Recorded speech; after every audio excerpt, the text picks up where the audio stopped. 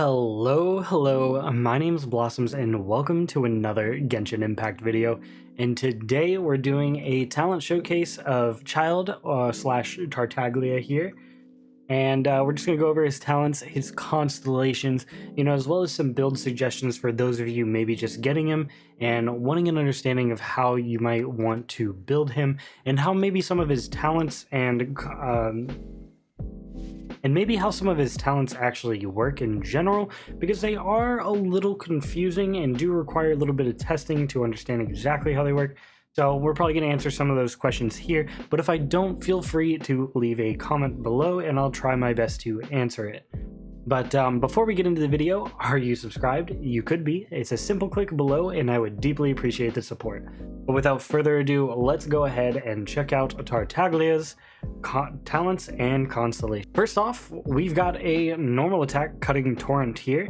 It's your simple archer normal attack here, nothing too crazy. However, on the charge attack, when you do hit an opponent with the hydro damage charge shot, it'll actually affect the opponent you hit with a riptide effect, and they'll suffer from AoE hydro damage effects when attacked by Tartaglia in various ways. Damage dealt in this way is considered normal attack damage, and then these are the different effects. The first of the two effects here is Riptide Flash.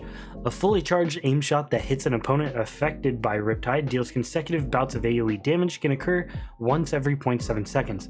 So if you hit them with the first charge shot and then you hit them with another charge shot, then you're going to be doing a little bit of AoE damage around them to the person affected by the Riptide status. And then there's the Riptide Burst effect. Defeating an opponent affected by Riptide creates a Hydro Burst that inflicts the Riptide status on nearby opponent's hit. Now, this Riptide Burst, by the way, I do want to mention, I have been able to trigger it on other characters, but it doesn't seem to always trigger, so I'm not exactly sure if that's a glitch or if you need to trigger it a specific way. I noticed whenever I kill a opponent affected by Riptide with one of Bennett's first abilities, it does seem to trigger, so I think you might have to trigger it with abilities, but I'm not entirely sure. That could just be a glitch. And then we also have the plunging attack right here. And here are how everything scales right here. So your normal attack is going to cover all of your normal stuff that it would. And then on top of that, it also covers your Riptide Flash damage and your Riptide Burst damage, as well as the duration. I don't believe leveling this up increases the duration though. We can double check here. No, it doesn't seem to, but you do see that pretty much everything else does scale up. And then to get a feel for how that works, this is his normal attack pattern. Nothing too crazy. I think it's kind of hilarious how he just slings the bow forward. Definitely pretty funny. And then the charge shot right here. Right here. We'll go ahead and test that on an enemy real quick so you guys get an idea of how Riptide works. But here's the plunge attack. That's your normal plunge attack. Alright, let's go ahead and get an enemy real quick and show you guys how that Riptide actually works. So, alright, we got a little Geoslime here, and we hit him with the charge shot. You get this little symbol on him, and that symbol will stay. And then if we hit him with another charge shot, it'll actually cause a little bit of AoE hydro damage there. And if we hit him again, it'll do it again, and that'll affect opponents around him as well. Moving towards the next talent, we have Foul Legacy of Raging Tide. It is unleashes a set of weaponry made of pure water, dealing hydro damage to surrounding opponents and entering the melee stance. In this stance, Tartaglia's normal and charge attacks change as follows. His normal attack becomes something that performs 6 consecutive hydro strikes, and then he gets a charge attack that does a cross slash. So basically Tartaglia just summons a bunch of weapons, mostly dual blades and a spear, and he'll just kind of, spin around in a circle dealing hydro damage. And then he also has Riptide Slash here. So if you hit an opponent while in this stance, that also has the Riptide, effect on them, then the Riptide Slash will proc here. So hitting an opponent affected by Riptide with a melee attack unleashes a Riptide Slash that deals AoE hydro damage. Damage dealt in this way is considered elemental skill damage, by the way, and can only occur once every 1.5 seconds.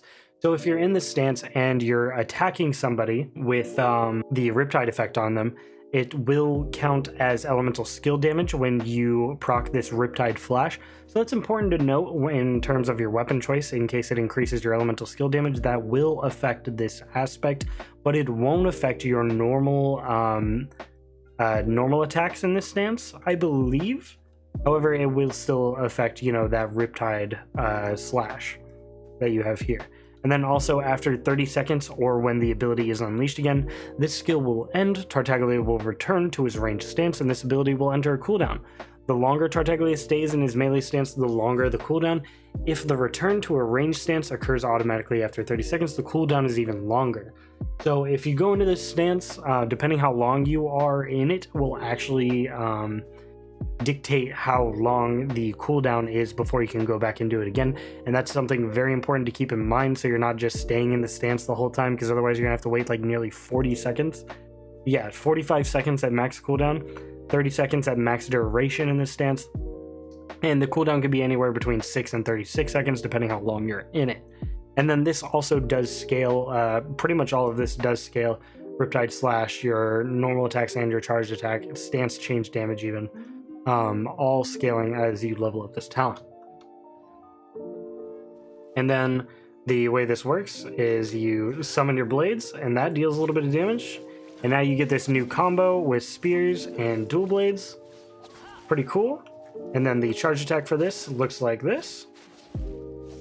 Pretty good. Covers a good area, and he does spin around, so it does hit multiple enemies a lot of the time. And then you'll notice when I change back, I have a pretty considerable cooldown there of like 20 something seconds because I was in it for so long. Moving on to the third talent here, we have Havoc Obliteration. Performs different attacks based on what stance Tartaglia is in when casting. In the Rage stance, it's a Flash of Havoc, swiftly fires a Hydro-imbued magic arrow, dealing AoE Hydro damage and applying the Riptide status. Returns a portion of its energy cost after use.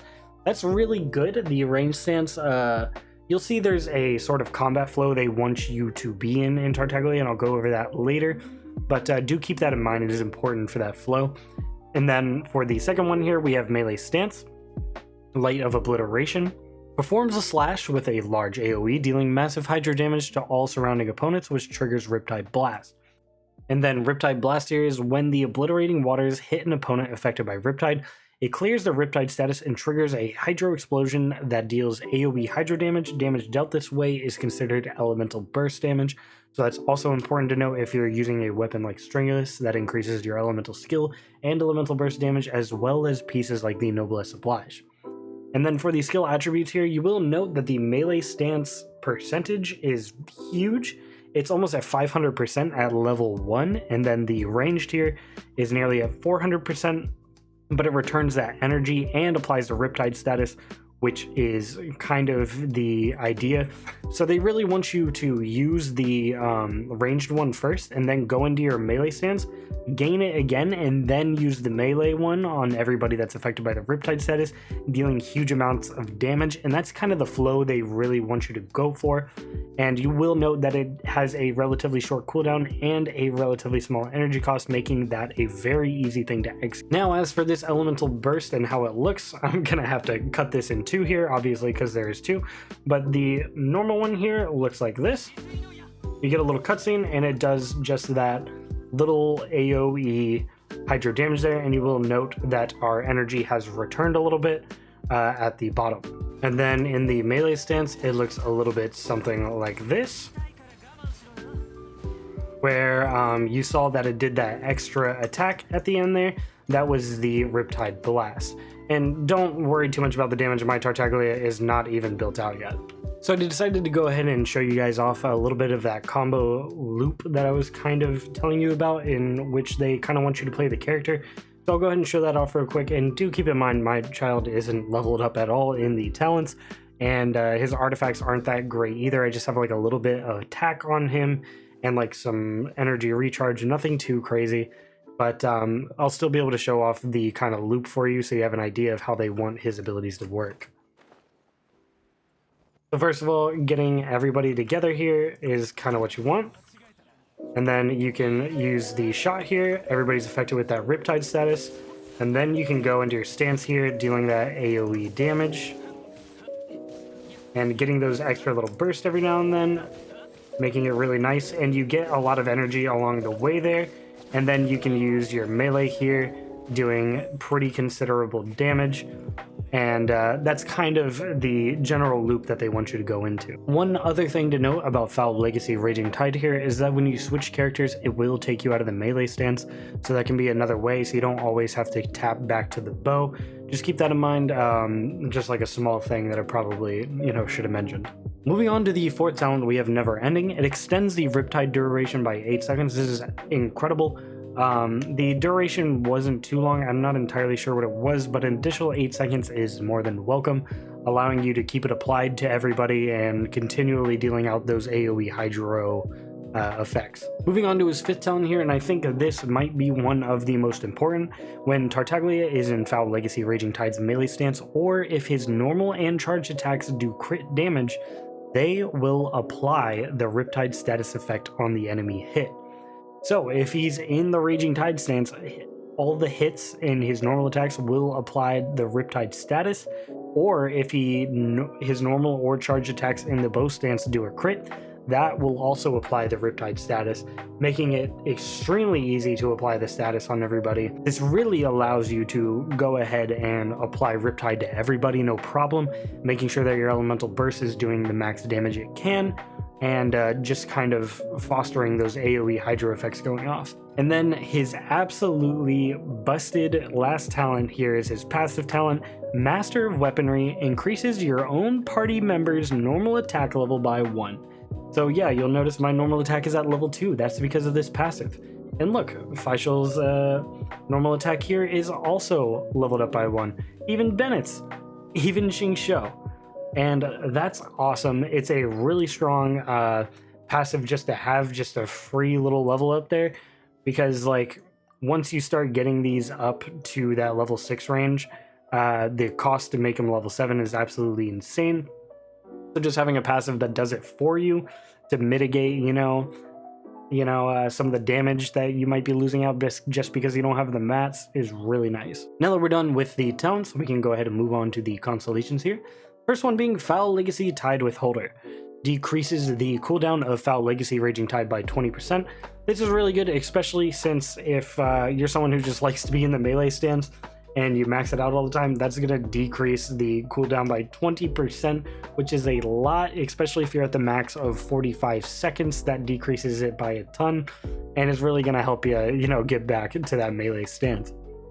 And then moving on to Constellation 2, when opponents affected by Riptide are defeated, Tartaglia regenerates 4 elemental energy. So this really, plays into the whole kit extremely well, as you want to be applying Riptide all the time, and you will be once you get that one talent.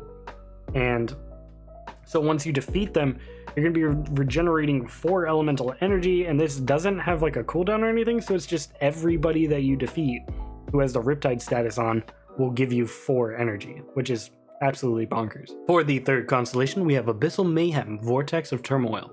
It increases the level of Foul Legacy Raging Tide by 3, maximum upgrade is 15. Nothing too crazy, everybody has these. His 5th one will be for the other one. But for the 4th one, it's a little bit wordy. It's Abyssal Mayhem Hydro Spout. If Tartaglia is in Foul Legacy Raging Tide's melee stance, triggers Riptide Slash against opponents on the field affected by Riptide every 4 seconds. Otherwise, triggers Riptide Flash.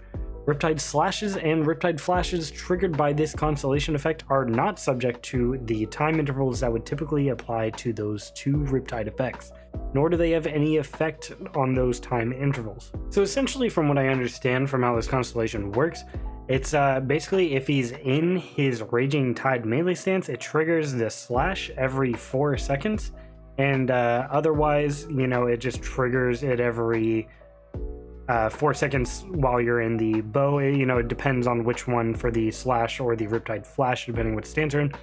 And then these don't have the intervals in which those can occur applied to them. So if I just applied Riptide Flash and then this wants to apply Riptide Flash, it will. It doesn't need to wait for the cooldown that it normally has. But moving on to the 5th constellation here, Havoc Formless Blade increases the level of Havoc Obliteration by 3. We've seen these, as I said. And then the final one here is Havoc Annihilation. When Havoc Obliteration is cast in melee stance, the cooldown of Foul Legacy Raging Tide is reset. This effect will only take place once Tartaglia returns to his ranged stance. Basically, using your elemental burst will reset the cooldown, which, really fosters that idea of just staying in the melee stance. But, this is the 6th constellation on a 5-star character. Basically impossible to get, but for those of you who are absolutely just dishing out obscene amounts of money on Childe, then there you go. There are the constellations for you. And now, before we move on to the build suggestion portion, we have a little bit of lore here, I guess. So this is his profile here. Nothing too crazy. You can pause and read that if you want, if you couldn't read it already. And then here are the character details. I guess I'll go into that for those of you who want actual lore instead of, a little tiny paragraph there. But moving on towards the build suggestions here, for artifacts, I really think you're going to go far with Childe with the Noblesse Oblige set here. The Noblesse Oblige set here will increase that elemental burst damage, the one that already scales and does a huge amount of damage with the melee. And since you're going to be constantly using it, I think having a set like this is going to be really good. I think the way I'm going to build him is probably a 4-piece Noblesse Oblige set. And, just go ahead and use that along with like a Hydro bonus damage cup and maybe a crit rate helmet here. We'll see how much crit rate I can get on my substats, but I'll definitely go with like a Hydro bonus damage cup for sure, as he just deals a ton of Hydro damage. And getting a Hydro bonus damage is just going to be a huge factor to his actual damage output. But you're also going to be wanting to crit because of that one talent. But, I think other sets that you might want to be looking to use until you have this one is probably something like the Martial Artist Feather accessory. The normal and charged attacks will apply even in his melee stance because those do count as his normal and charged attacks now. So that's really important to note.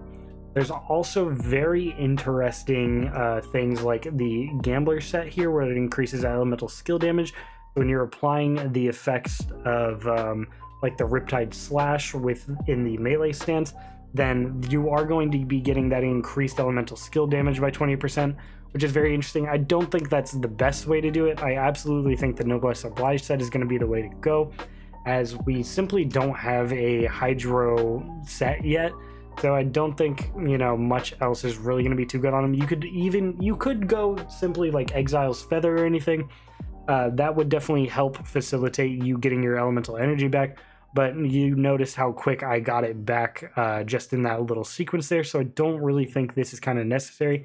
And I think Noblesse Oblige will end up being like kind of your best option overall. You could go like 2-piece Berserker and Noblesse Oblige, which I'm kind of doing right now just to supplement until I actually get good gear for him. But until then, until we get like a Hydro set, I think Noblesse Oblige is going to be the move. And that's probably going to be your best artifact option. But as for weapons, the options for Childe get really interesting. I think what I'm settling on is Favonius Warbow for now. And I say for now because I simply don't have Rust. And as I mentioned before, normal attack bonuses and charged attack bonuses apply while he's in that stance, his melee stance or his range stance, which is very important to note since you'll be in that range stance a lot, and that's how you're going to be applying a lot of your damage.